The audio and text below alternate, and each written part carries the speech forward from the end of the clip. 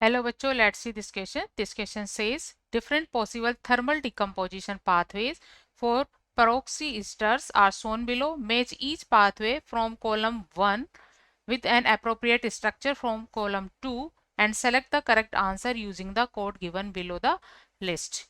यहाँ दो कॉलम है, कॉलम 1 एंड 2. कॉलम 1 में डिफरेंट पाथ दिए गए हैं और इन पाथ के अकॉर्डिंग हमें कौन सा रिएक्टेंट कॉलम 2 से चूज करना चाहिए, ये हम चूज करेंगे on the basis of gain product in these reactions.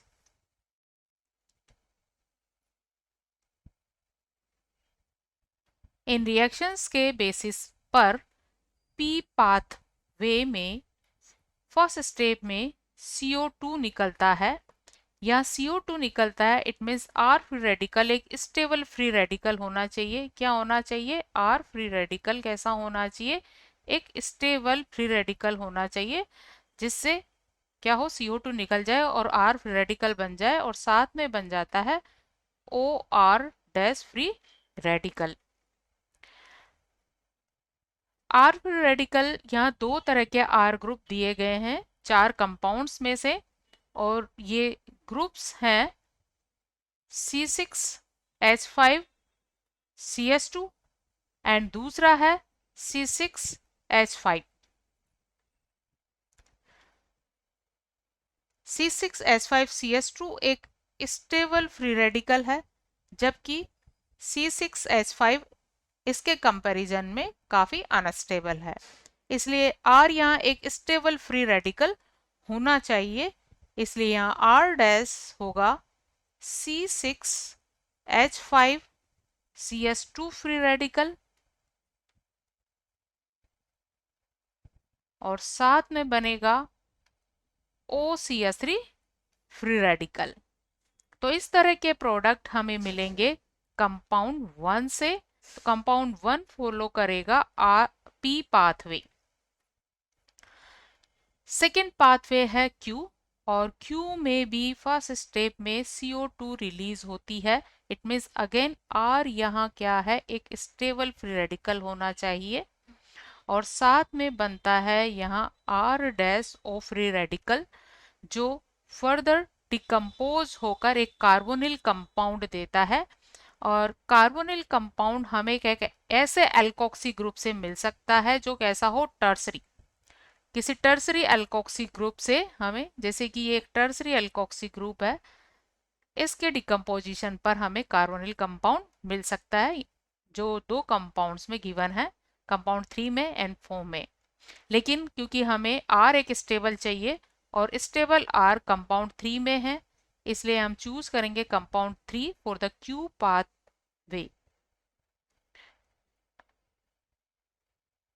Then R is C6H5CS2 free radical and R dash O is, और ये फॉर्म होगा यहाँ पर इस तरह से बॉन्ड ब्रेक होने से, जिससे यहाँ से CO2 निकलेगी और C6H5CS2 फ्री रेडिकल बनेगा, CO2 निकलेगी और OR डैश फ्री रेडिकल बनेगा. OR डैश फ्री रेडिकल है इस तरह का टर्सरी एल्काइल ग्रुप, जिस पर 3 मिथाइल ग्रुप है यहाँ और एक फिनाइल ग्रुप, जिसके फर्दर डीकम्पोजिशन से एक कार्बोनिल कंपाउंड का फॉर्मेशन होता है, that is CH3 C double bond O CH3 और साथ में बनेगा C6H5 free radical. Next R pathway. R pathway में इनिशियली कोई CO2 रिलीज नहीं होती है, बल्कि एक कार्बोक्सिलेट फ्री रेडिकल बनता है. इट मीन्स R पाथवे में जो R है वो एक स्टेबल फ्री रेडिकल नहीं है. R is not stable free radical but RCOO is stable.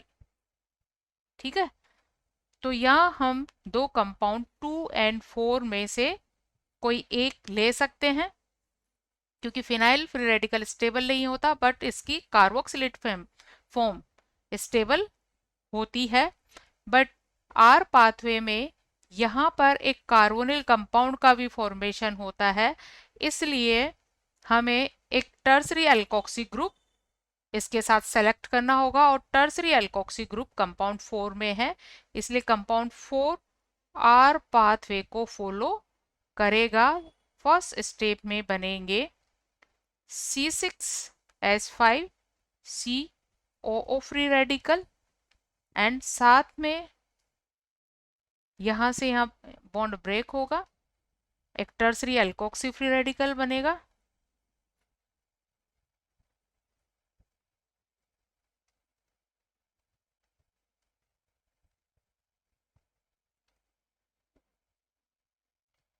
ये फर्दर डिकम्पोज होगा, यहाँ CO2 रिलीज होगी और C6H5 फ्री रेडिकल बनेगा, और इसके डिकम्पोजिशन पर एक carbonyl compound CH3 C double bond O C6H5, और साथ में बनेगा यहाँ एक CH3 free radical.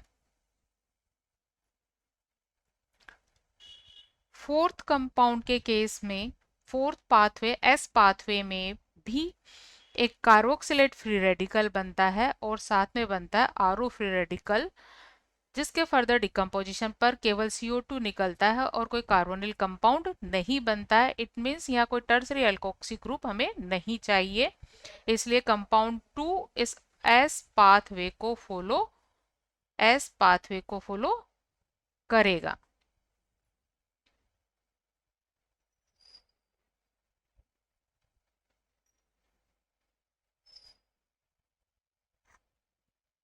S pathway initially कोई CO2 रिलीज नहीं होती है, मतलब आर कोई अनस्टेबल फ्री रेडिकल है, बट इसका कार्बोक्सिलेट एक स्टेबल फ्री रेडिकल है, और साथ में बनता है R dash O free radical, जिसके फर्दर डिकम्पोजिशन से यहाँ CO2 निकलती है और बनता है आर फ्री रेडिकल।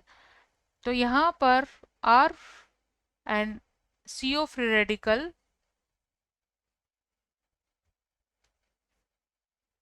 C6H5 है, और R डैश होगा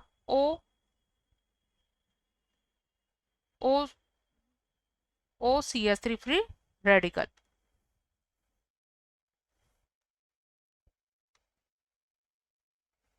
सो इस क्वेश्चन में R is C6H5 free radical है,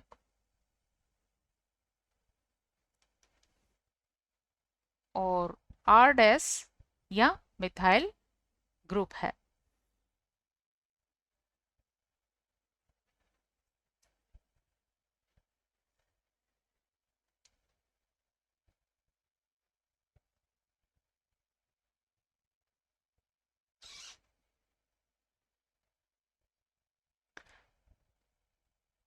कंपाउंड P या P पाथवे के लिए कंपाउंड 1 सुटेबल है, और Q पाथवे के लिए कंपाउंड 3 सुटेबल है। इसी तरह R पाथवे के लिए कंपाउंड 4 सुटेबल है, और S पाथवे के लिए कंपाउंड 2 सुटेबल है। इसलिए इस क्वेश्चन का सही आंसर होगा A P1 Q3 R4 S2। Hope you understood it well. Best of luck.